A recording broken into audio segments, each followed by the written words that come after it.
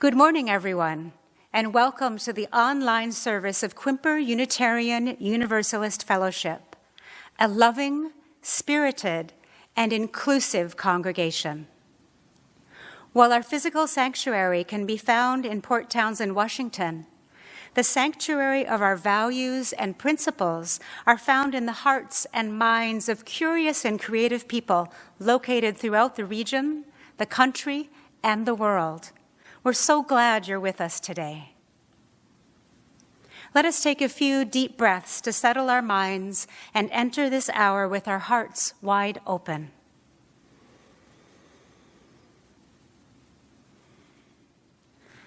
It is good to be here together.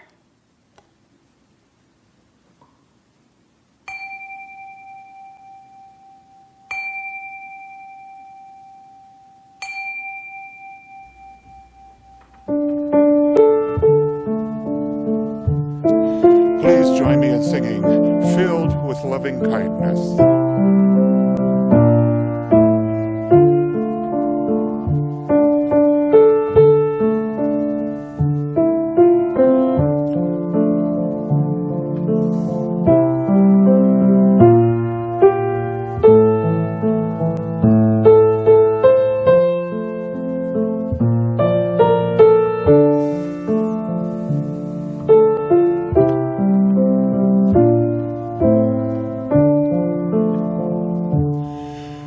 May I be filled with loving kindness. May I be well. May I be filled with loving kindness. May I be well. May I be peaceful and at ease. May I be whole. May we be filled with loving kindness. May we be well. May we be filled with loving kindness. May we be well. May we be peaceful and at ease. May we be whole. Our chalice lighting words were written by Arlen Goff. Thresholds. We cross them every day, from room to room, from outside to inside and back again, from here to there, from anywhere to everywhere, from age to age. Each threshold offers an opportunity for change, for renewal, for transformation, from what we were and what we are to what we can be. In this hour and in this place, we cross a threshold from our day-to-day everydayness into space and time attuned to the other, to the sacred, to the holy, into an awareness of new life, pregnant with possibilities. How will we be renewed in this moment? How will we be changed by this hour? How will we be transformed through this gathering of beloved community? Come, you longing, thirsty souls. Come, let us worship together.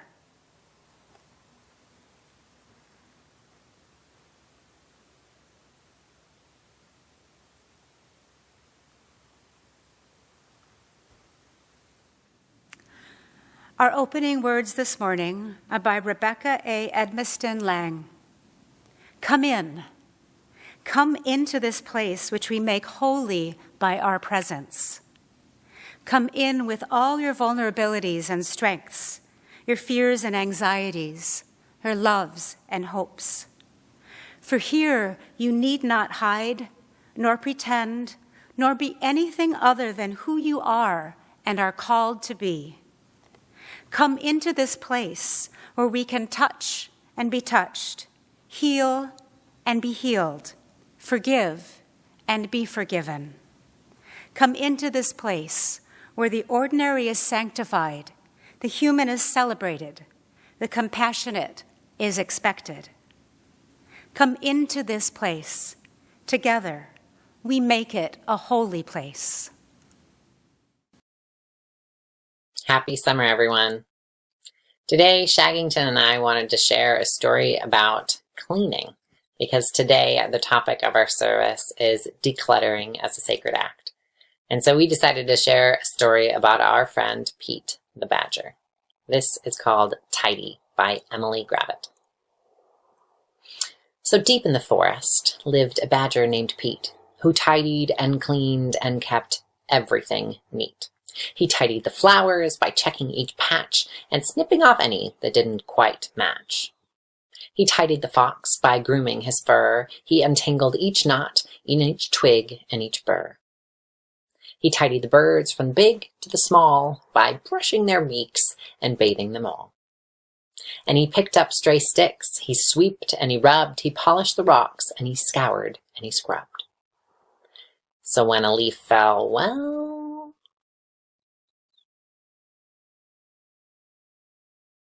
Pete tidied up. But he still wasn't happy now the trees looked bare and scrappy. And so, to make it look all neat, Pete undertook a mighty feat. He dug up every single tree. And then it rained, and there was a flood. And afterward, so much mud. Pete called in the diggers, he called in the mixers, he called in the concrete, the rakers, the fixers. No mud, no leaves, no mess, no trees. Perfectly tidy and perfectly neat. This forest is practically perfect, said Pete. I'm hungry, he thought. I deserve a treat. So he hunted around for something to eat. But the beetles and worms that he usually found were under the concrete, deep in the ground. And so Pete decided to go home instead. If he couldn't have dinner, he'd go straight to bed. But when he arrived and took out his key, there wasn't a door where the door used to be. Later that night, Pete tossed and he turned. His belly was empty. It rumbled and churned. As he lay in his mixer, wide awake, he started to think, I may have made a mistake. So, the very next morning, just when it got light, he set about trying to put everything right. And then the animals came, from the strong to the weak, and they lent him a paw, or a claw, or a beak. And they promised to put everything back as it always had been, but maybe less ordered and not quite as clean. And Pete, well, he promised to tidy up less. But if he succeeded is anyone's guess. Make sure to pick up after yourselves, take care of each other, and don't take things too seriously. I'll see you next week. What we'd like to do now is acknowledge and welcome those of you who are visiting us this morning. If you're watching this on our Facebook page or on YouTube, you're invited to say hello in the comment section and tell us your name and where you're from. We hope you'll join us for our virtual coffee hour in our Zoom room. If you don't have that link, it will be posted in the comments section at this time. And if you find this service useful or inspirational, hopefully both, please share the link with your friends and family. So, welcome everyone. We're so glad you're with us today. Today, our collection will go towards the building, program, and staffing costs of QUUF. If you'd like to donate today, you have 3 options. Text the amount you'd like to give to the number now showing at the bottom of the screen. Go to our website, QUUF.org, and click on the giving link, or simply mail a check to QUUF. Just remember to put Just remember to put the name of the organization in the memo line. We will now gratefully receive your offering.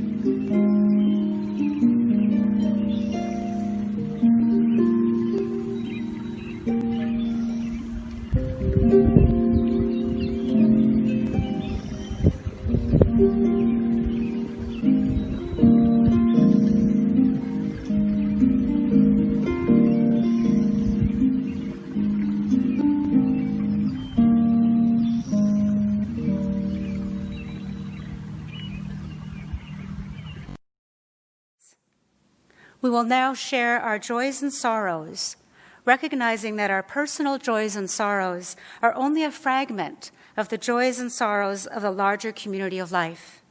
And thus, we place this first stone, thinking in particular of those impacted by the 7.4 earthquake along Mexico's west coast off the state of Oaxaca, those grieving the loss of loved ones, those whose homes are no longer habitable, those who must contend with displacement during a pandemic. We, who live near major subduction zones, are connected to the survivors of this earthquake in geology and spirit, and our hearts are with you. And now, within the congregation, we light a candle of healing for Katie Goring, daughter of Jane Albee and Frank Layden, who had to undergo emergency surgery on Thursday for possible cancer. We hope that the surgery addressed every concern and that Katie has a rapid recovery.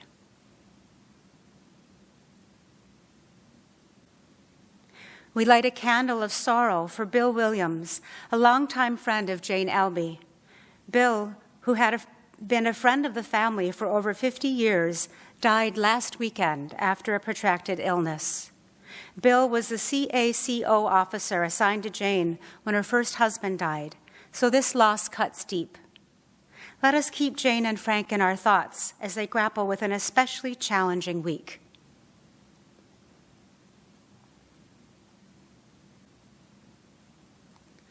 We light a candle of joy for Anzi Stevens, who turned 91 this week in California in the company of her dear daughters.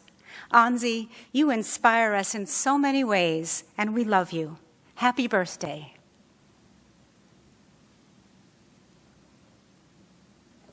This next candle of joy is for Jim and Judy Tuff, who celebrated their 60th wedding anniversary this past Thursday. I hope you locals spotted their photos in the Leader newspaper this week. There's a current photo of them and also one from their wedding day. They're very sweet. Happy 60th anniversary, Jim and Judy.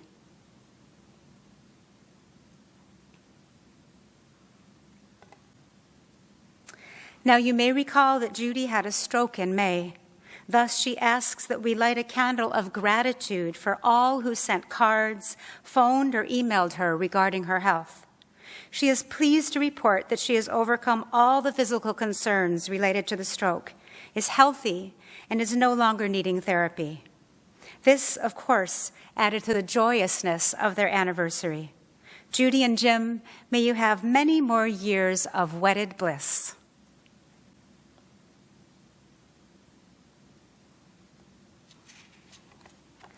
Now we light a candle of both sorrow and gratitude for the 4 QUUF staff persons whose employment comes to an end this Thursday.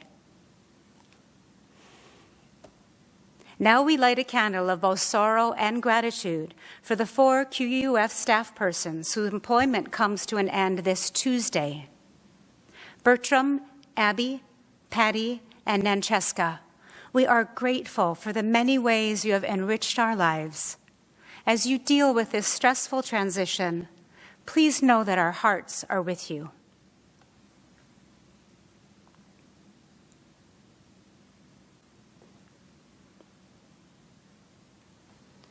And we also light a candle of gratitude to all of you who sent them cards and gifts. Your kindness has meant a lot to them.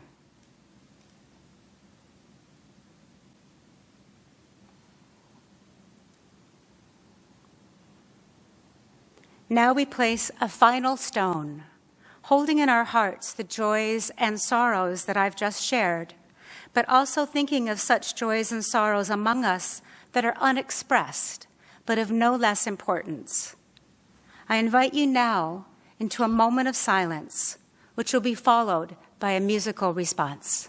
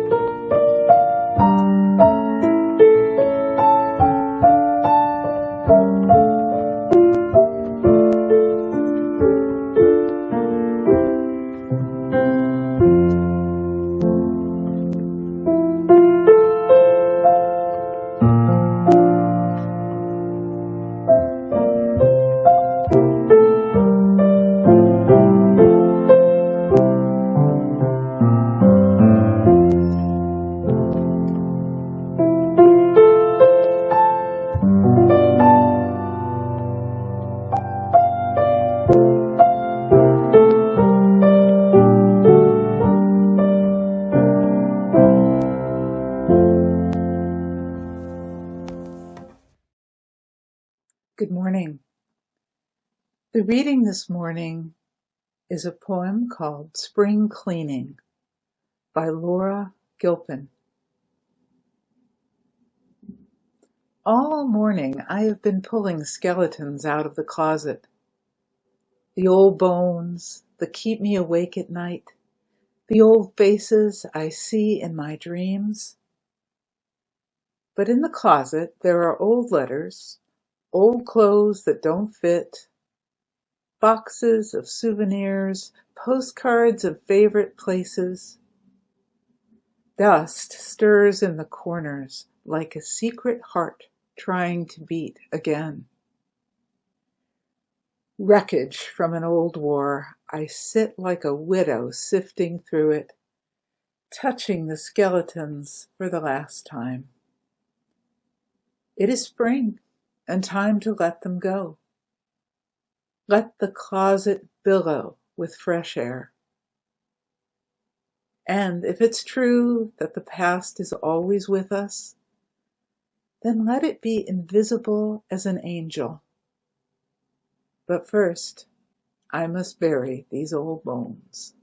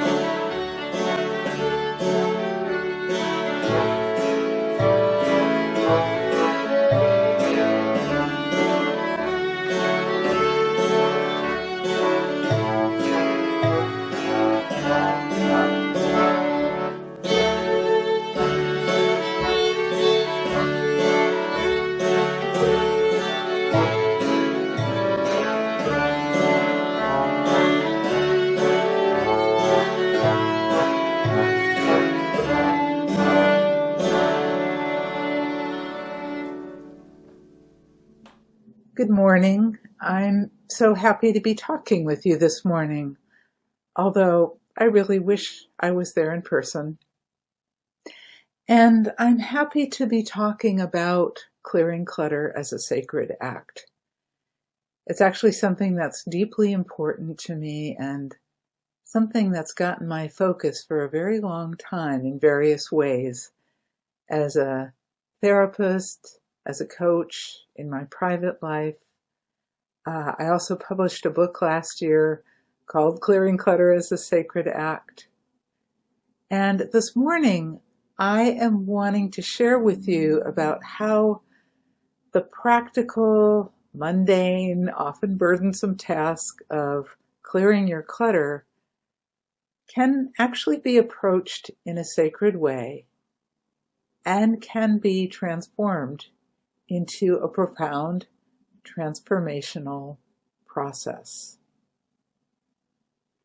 And I'm going to start by sharing with you a kind of a bird's eye view of the territory of my work and how I look at this with a mandala that I created last year.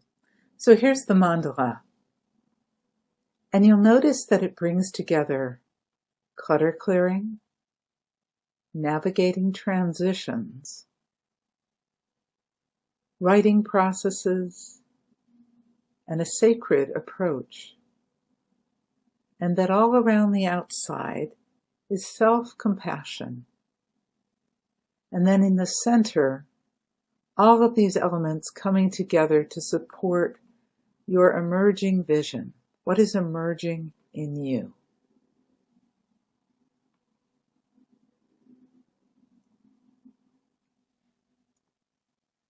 Clearing clutter is the sorting process, determining what you're keeping and what you're releasing from your home, head, heart, and schedule at various crossroads of your life. It's a time for taking a fresh look at what you've accumulated and asking questions like, do I love it? Do I need it? Does it resonate with who I am today? Is this giving me energy or draining my energy? Or does this spark joy, like Marie Kondo would say? I mostly work with individuals, but families, institutions, nations need to go through this process too on a regular basis to determine what is life-giving and helpful and what has become burdensome, obsolete, or even destructive. And to identify the true treasures worth hanging on to and tending. It requires honesty, courage, and discernment. I want to share with you a poem that's in my book, Clearing Clutter as a Sacred Act, because it gives you many definitions of clutter and also gives you a peek into the playfulness I try to inject into this topic periodically, just so the energy doesn't get so heavy, because clutter can get pretty heavy sometimes. So this one is called This is Clutter.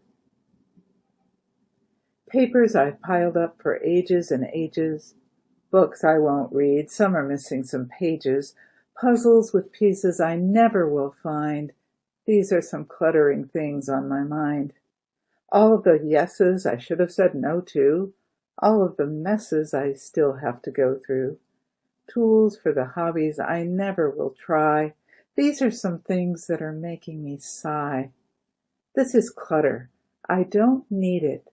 I can set it free, and when it is gone from my home, head, and heart, I'll finally have room for me. Gifts I was given that I never wanted, memorabilia that makes me feel haunted, props for the life that's not me anymore. Why I am keeping this, I am not sure. All the excuses and all of the blaming, all of the shoulds and what ifs and the shaming, all of the worries that get in my way. Why not start clearing it all out today? This is clutter. I don't need it. I can set it free. And when it is gone from my home, head, and heart, I'll finally have room for me.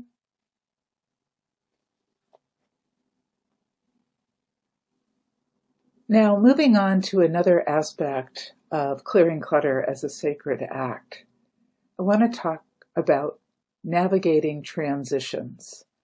And that's really so central to the work of clutter clearing. It's in the nature of things that life has so many seasons and so many goodbyes. And our clutter often indicates changes we have resisted or haven't quite caught up to. This is such an obvious time of change for the world, but it's always been true that to be alive is to deal with letting go again and again and again. And that's really hard for us. We have to keep adjusting and reconfiguring ourselves, and that can feel brutal. But it can also help us clarify what's important. It can help us hone ourselves. Going through the process of clutter clearing, sorting what to keep and what to let go, can provide a way to physically and symbolically catch up to the changes and say some needed goodbyes and open space for new circumstances, new chapters, new possibilities. Now I want to share a bit about how I use writing processes as part of all this. I'm trained as a journal therapist, and I've learned that brief, focused writing processes can be of great support. I often encourage people to dedicate a journal to their clutter clearing, and knowing that when people are engaging in this, they're diving into places of confusion and places where they feel like they don't have it all together. And it's so helpful to have a place to not only contain the process, but to engage with it, to ask your questions, to track on projects, to say needed goodbyes. So what does it mean to take a sacred approach to clutter clearing? It can be pretty simple, really. It can be as simple as starting with a small devotional act, like lighting a candle or saying a prayer or a poem, something that sets your intention and centers and calms your mind.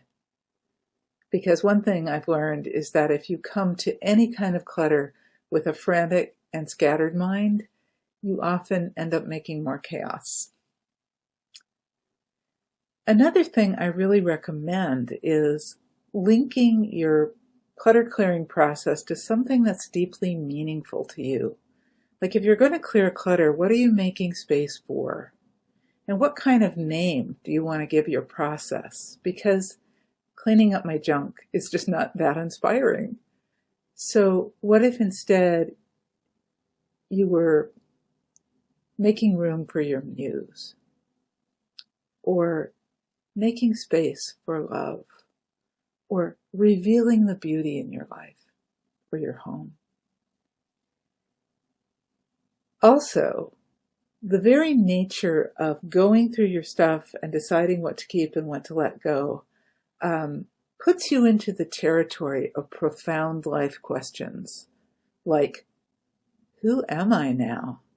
And is there really going to be a next chapter? And what if I don't live forever? And what if my kids don't really want everything I'm planning to leave to them? And what is enough? Those are the kind of questions we often just avoid. But you can use clutter clearing as an opportunity to actually intentionally deepen into those questions. And your journal can help you with that. And that by nature transforms it into a sacred and profound process. All around the outside of the mandala is self-compassion. It's so crucial that this process be surrounded by it. And self-compassion is basically the ability to turn towards yourself with kindness when you're having a hard time. The process of going through your belongings provides so many opportunities for giving yourself loving understanding and encouragement right where you feel most vulnerable. Because clutter is by nature stuff you felt like you should have dealt with a long time ago, and evidence of past mistakes and paths not taken, and disappointments and resentments and things you didn't finish. When you see it, it can be so tempting to browbeat yourself into action. But that can backfire. It can make you go limp, get oppositional, run out the door to go shopping. You may feel like you should be able to efficiently cross items off your list and go from A to B to C with your clutter clearing goals and make quick decisions, but it's often not like that. It doesn't tend to go in a straight line, and it usually takes longer than you think. I actually picture it more like sailing. You get as clear as you can about what you're steering towards, and then you do your best to keep that in sight no matter what the weather, no matter what life circumstances come and go, and any movement towards your destination is a victory. It was never meant to be a straight line. But there are some things I don't recommend. Don't try doing everything at once, or working past the point of exhaustion, or squatting on a cold basement floor with poor light for hours and hours going through emotionally loaded clutter. Don't be like the worst boss you ever had, the one who would say, yeah, sure, you did that much, but look at how much more there is to do. Instead, I'm recommending that you make a gentle plan infused with kindness, self-compassion, and realistic expectations. And when the going gets hard, I recommend you treat yourself the way you would treat a dear friend who is suffering, with warmth and encouragement. That's what will help you hang in there when the going gets hard, and that's what's going to help you stay steady for the long haul. As you're sorting through what to keep and what to let go, you are probably going to come across some items that stop you in your tracks. Because our objects hold meanings for us. And sometimes it's just too hard to make a quick decision. So I recommend that you create an emotional box. And if you come across items that could bog down your sorting process, just stick them in the emotional box to deal with later. And when later comes, when it's time to address those items, there are lots of ways to do it, to reclaim the energy that they hold for you and to get clearer about what should happen with them next. And the good news is you don't have to do this with every single emotionally loaded item, because often one item can represent whole categories of things related to the same transition or life chapter. Here's an example of a process you could use. This is a middle-aged woman doing a journal dialogue with a stuffed tiger that belonged to her now grown-up son. Hello, stuffed tiger. Are you willing to talk with me? Sure, why not? Why are you still in my life? Well, what do you think about when you look at me? I think about when Bobby was little. I also think about when our dachshund Gus chewed on you. I think about how I never thought time would go so fast. Do you think that by hanging on to me you can keep Bobby from growing up and Gus from dying? Well, maybe. I guess that doesn't really make any sense since those things have already happened. It's okay. Emotions aren't logical. But I think it is time for me to go. I'm satisfied I did a good job of comforting Bobby. Now I want to help you open some space in your life by saying a loving goodbye. Often, items are more ready to move on than you think they are. Sometimes we hold on to objects just to kind of help us hold our life story. They may feel significant just because we own them.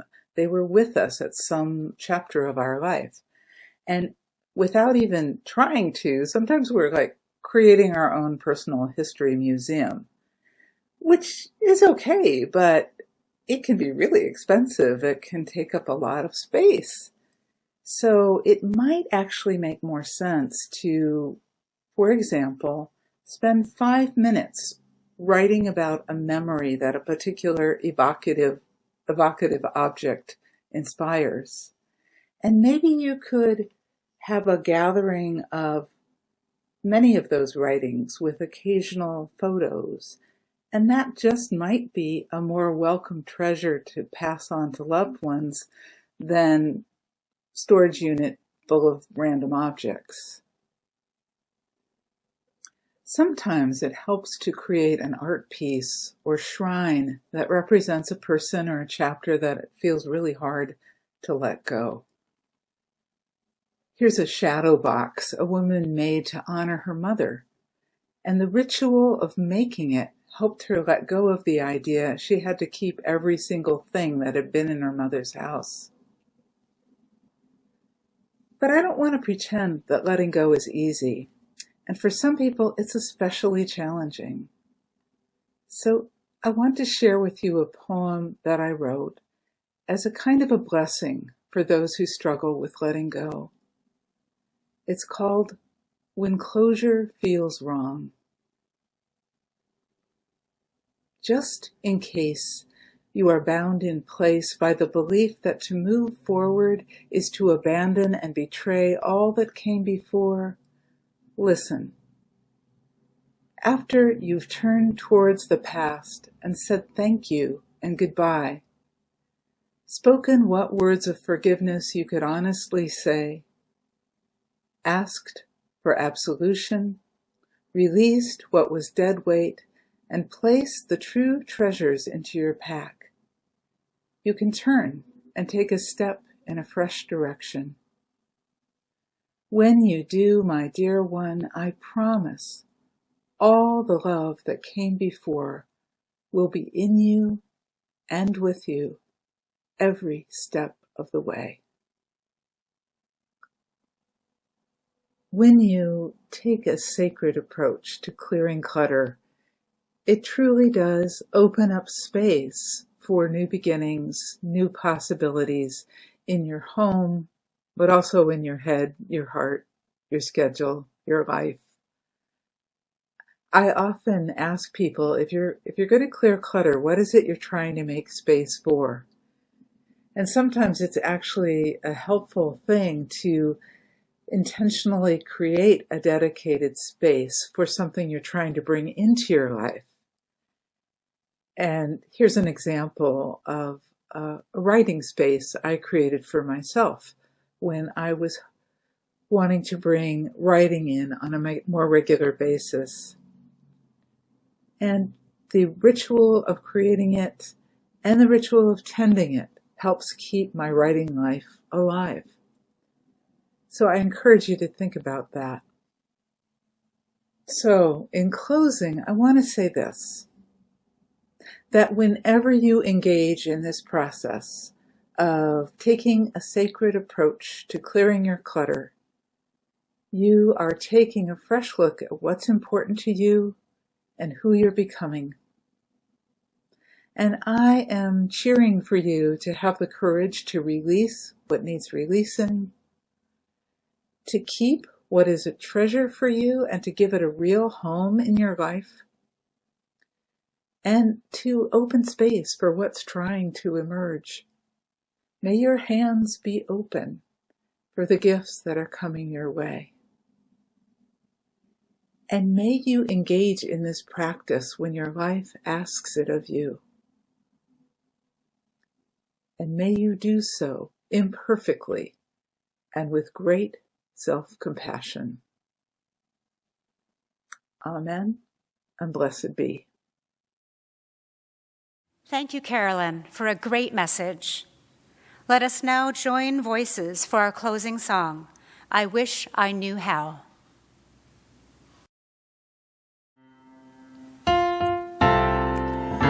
Please join me in singing, I Wish I Knew How.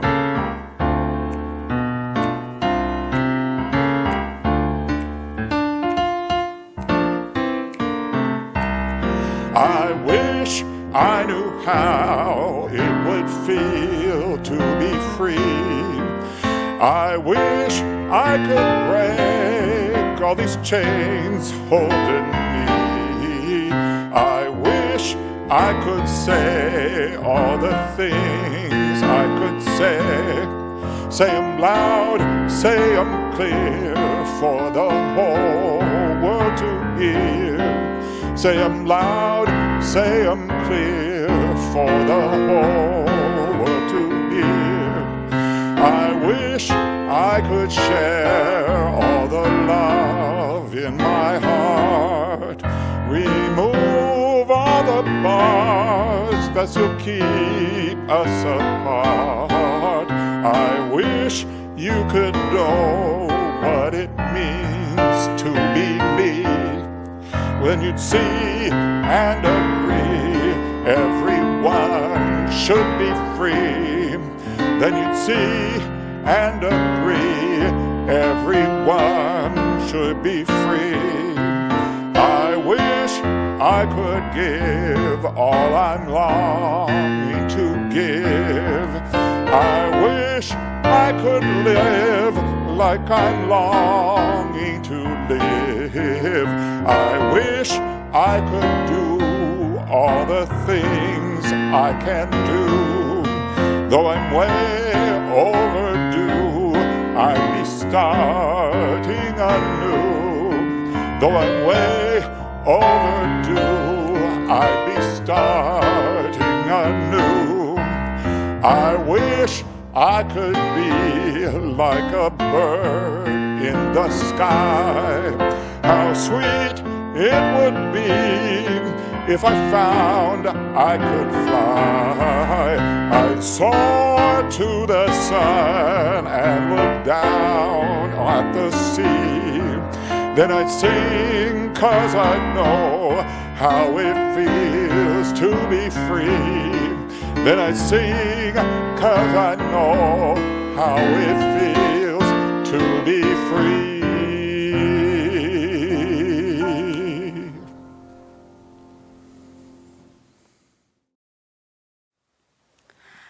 Let us now extinguish our flame with these words. We extinguish our flame, but not the light of truth, the warmth of community, the fire of commitment, or the power of transformation. These we carry in our hearts until we are together again.